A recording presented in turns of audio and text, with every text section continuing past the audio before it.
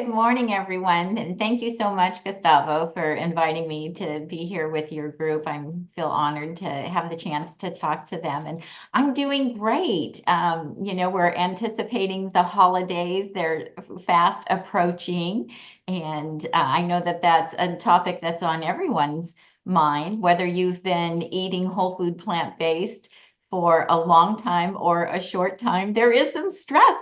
Um, Around the holidays and about what to cook and what to eat, especially if you'll be sharing the holidays with people who don't eat like you. So I'm happy to be able That's to right. talk about that. Okay, so let me just give you guys a little bit of background. So I have been whole food plant-based since 2013. And going back and looking at that first year, because I started in March of 2013. And when the holidays rolled around, I was panicking because I didn't know, like, what am I going to make for my family that they will eat, because I always host. And so, I was scouring the internet, buying lots of cookbooks and trying to figure it out. And initially, I thought, oh my gosh, they're going to expect, A, B, and C because I've always made A, B, and C. And then I just decided, you know what? I'm not going to make that stuff because I don't want to eat that stuff. And I don't want my family to eat that stuff.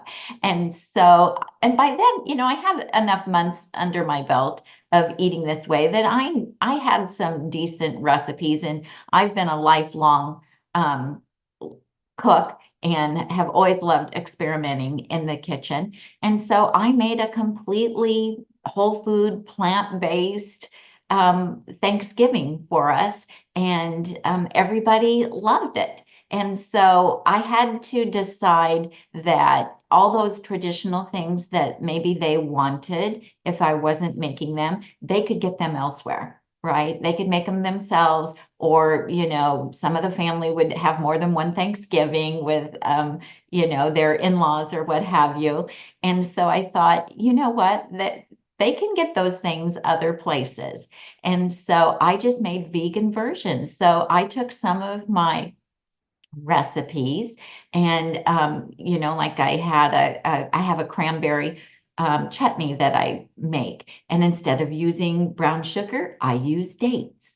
And I just, took some of those recipes. So we still had the flavors. I think, like, Thanksgiving, I think, is one of the easiest holidays to present our vegan versions, because think about it, it's sweet potatoes, it's Brussels sprouts, it's green beans, it's mashed potatoes, it's a mushroom gravy. We have wonderful vegan versions of all of those, and nobody would know that they are vegan. And so, the non-vegans eat my food and love it just as much as the vegans do, because it all just tastes delicious. You can still make a yummy dessert with pumpkin, I mean, what could be healthier than pumpkin? And so, and then I can make a lentil loaf. Now, what I usually make for Thanksgiving is a lentil shepherd's pie, because it's topped with mashed potatoes. And then the filling is, lentils and gravy and more vegetables in it. And when I make that and serve it to the non-vegans, they absolutely love it, because who doesn't love mashed potatoes? I could show you a picture of that, Gustavo. So right here, this is it. So you see that nice thick layer of mashed potatoes on top there. This is my cranberry chutney as well. And people have already messaged me and told me that they're making it the chutney to give as gifts. And so this makes a big 9 by 13. If I'm feeding a bigger crowd, I'll just double it. And this is a fruity coleslaw that goes really well with it. And then a pumpkin pudding. And so super easy to pull it off, have all the flavors of the holiday.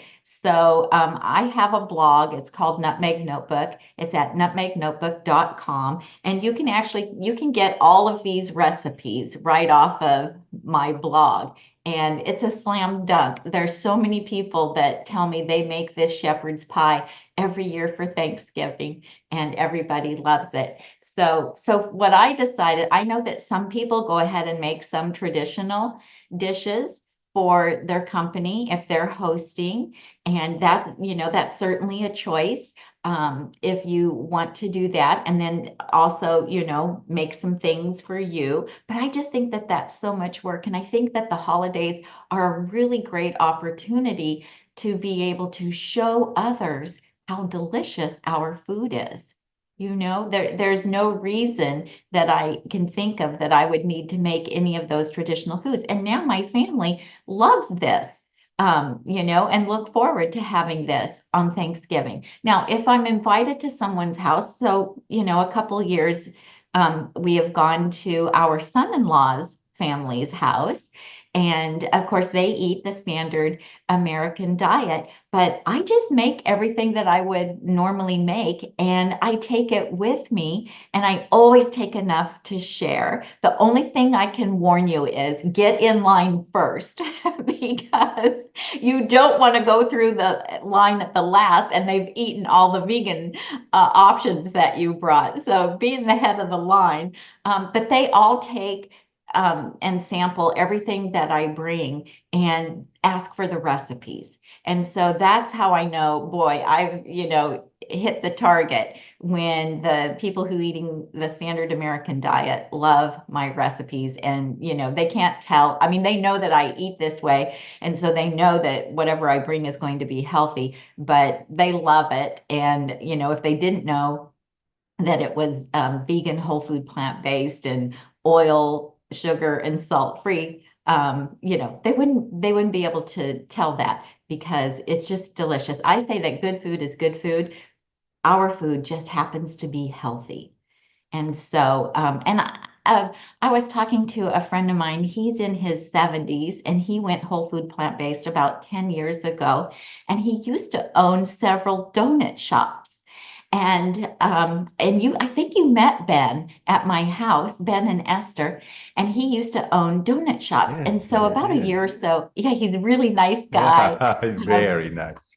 yeah, and I said, Ben, do you ever want a donut? He said, well, you know what, Tammy? He said, I've eaten a lot of donuts in my life and I know exactly what they taste like, and I never need to eat another one. Oh, I thought that was such a great way to look at it, right? So if you're at Thanksgiving and there's, whatever it is that has been your, love for Thanksgiving, just think about, I already know what that tastes like. And I also know how it's made. So I know that it isn't healthy for me. And, if it's pumpkin pie, I can make pumpkin pudding with dates and have it be sweet and some pumpkin pie spice and have it taste like pumpkin pie. But I know that it's not going to hurt my body. Every opportunity that we have to make a choice of what we're going to eat is something, it can either be something that's going to hurt us or something that's going to heal us. And I'm just dedicated to making sure that what I'm eating is going to be healing food instead of something that will hurt me. And so I also feel like once we know this information, then when we're making an informed choice, then we're choosing the consequence of that choice. And so I try to keep that in mind as well. And now, normally, day to day, I don't eat a lot of like high calorie density foods. I try to eat lower calorie density foods, more like the starch solution, half my 50-50 plate, half vegetables and half starch. And but on a holiday, just the holiday, not the whole season, not from October to January, but just for one holiday, Thanksgiving or Christmas, just one day, I will allow myself to make some higher calorie density dessert or entree. so that I feel like that's being something special, but it's still going to be something that's super healthy and something that won't derail my efforts. Because I do know some people, some friends of mine in the plant-based community who just one day of Thanksgiving or Christmas or New Year's Eve, indulging in some of those highly palatable, high calorie density foods have derailed them for months. Because, if you have any kind of food addiction at all, our brain can be triggered just like that. And you have to know yourself. How sensitive are you to sugar or fat?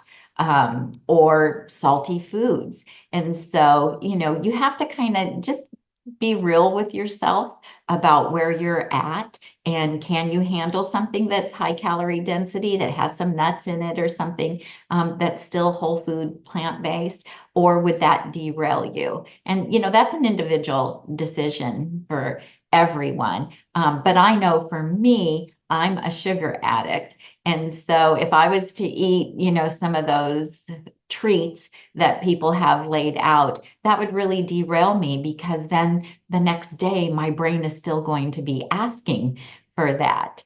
And one thing that I remind myself of is if I choose not to eat something at a potluck or a dinner at someone else's house, I never go home with remorse. I never get home and say, "Oh, I wished I'd eaten that piece of pie." I never have regret about deciding to pass something up. And so I like to get home from those events and feel really good about the choices that I made. And I can always have something delicious at home. So the holidays are coming. So here's how I've been prepping for the last couple of weeks. We have three grandchildren. There will be Christmas programs and piano recitals, and there's going to be extra activities starting from Thanksgiving all the way to New Year's. And so I have been making soups and grains, and I've been making double and even triple batches of some of them. And then I have been freezing them in 2-cup portions to go in the freezer so that my husband Tom and I will have healthy choices no matter what. And so, it's really best for you if you have a really clean environment and if you prepare ahead of time. So right now I have like 5 different soups in my freezer. I have different types of grains that are already cooked and frozen. And, we're good to go. And I've also stocked up on frozen vegetables, and we have frozen fruit. And then we eat, one of our main meals every day is a great big salad.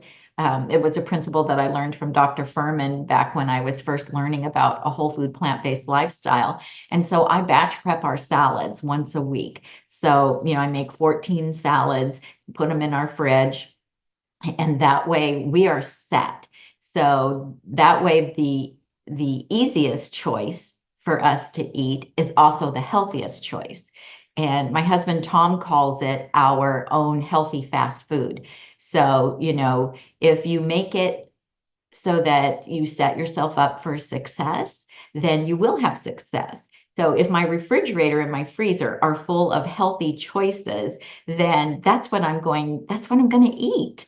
And because one, I don't want to waste the food that I've prepped. And, two, because I've spent all that time prepping it, I don't want that time to be wasted either. And then when we're hungry, the food is there and it's just ready to go.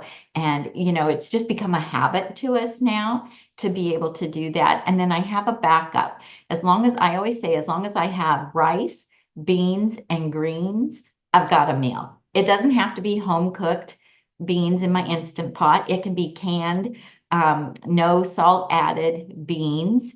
And the rice, if you don't have time to cook rice, like we do a whole Instant Pot of rice and then divide it up and freeze it. But if you don't have time, there are shelf-stable grains that you can buy. They're already cooked. They come in pouches or in the freezer section. Most grocery stores, Whole Foods, Trader Joe's, sell rice, and some have quinoa that's already cooked for you and frozen.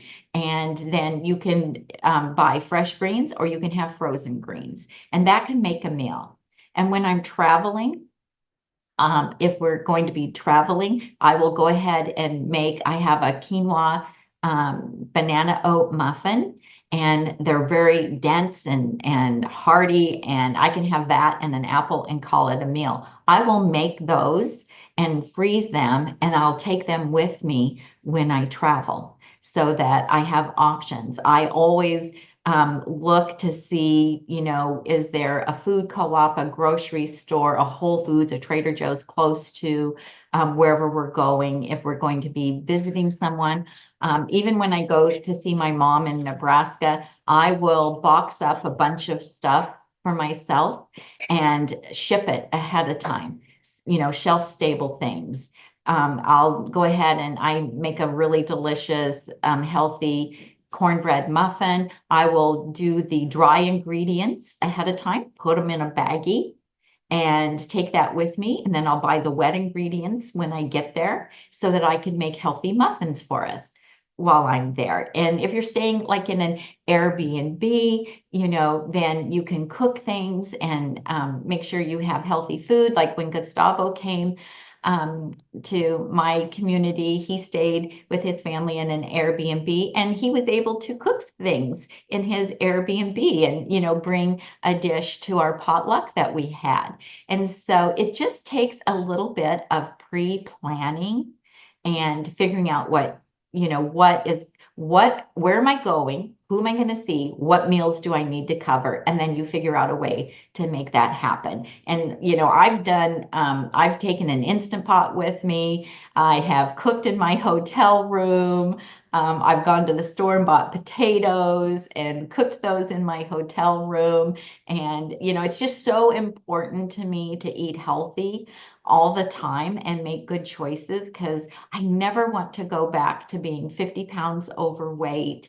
And I was really close to having to go onto a statin for my LDL cholesterol. I had osteoarthritis in my knees. I had cravings for junk food all the time. I got frequent headaches from, high and low blood sugar issues. And I never want to go back to that. And so I've just figured out how to make it work regardless of what the situation is. And we've traveled all over the world. We've traveled internationally, and we've been able to make it work everywhere we've gone. There has only been one time since 2013 that we were in a restaurant that couldn't accommodate me.